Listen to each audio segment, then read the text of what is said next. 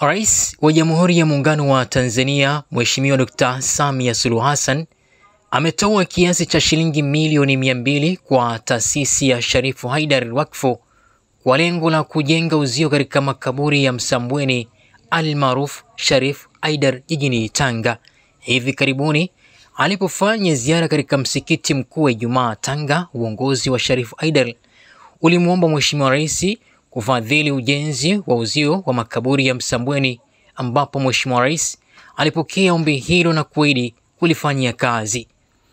Akizungumza na waumini wa dini ya Kiislamu mara baada ya swala ya Ijumaa katika msikiti huo, mwenyekiti wa CCM mkoa wa Tanga ndugu Rajab Abdurrahman Abdullah amesema Mheshimiwa Rais ametimiza ahadi yake na amekabidhi kiasi hicho cha fedha kwa niaba ya mkuu wa mkoa wa Tanga Balozi Dr. Batilda Salha Buriani.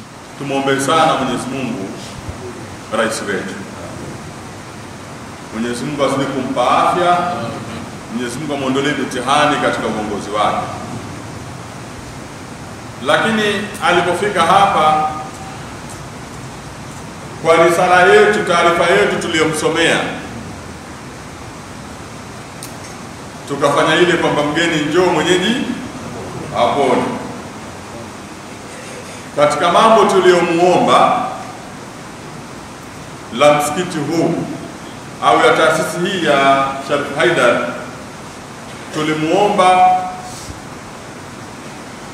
atusaidie kwenye kumalizia fence na miundombinu mingine katika makaburi yetu tunayoyaita makaburi ya Sharifu Haidar. Juzi tulipokuwa Dodoma kwenye vikao vya chama chetu,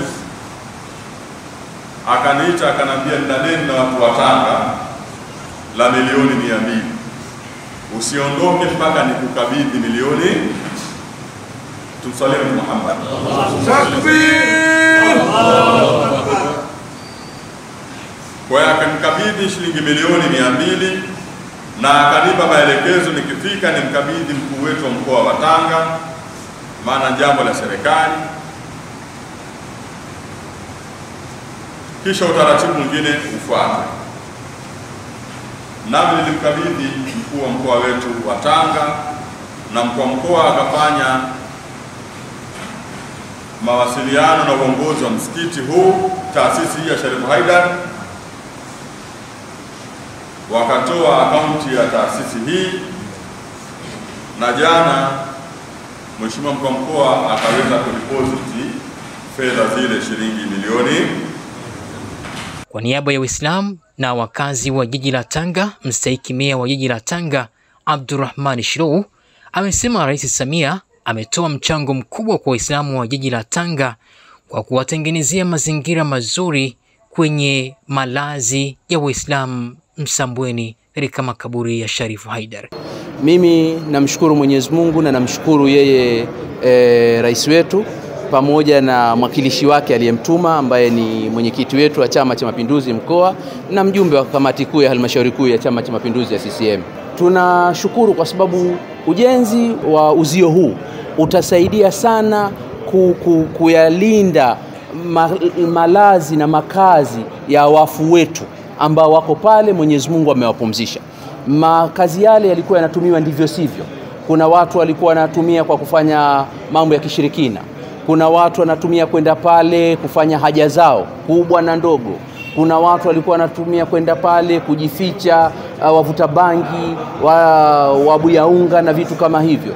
Ala kuli hali, Mheshimiwa Rais ametustiri sisi na ametustiria maiti zetu. Kwa hiyo tunachoomba ni kwamba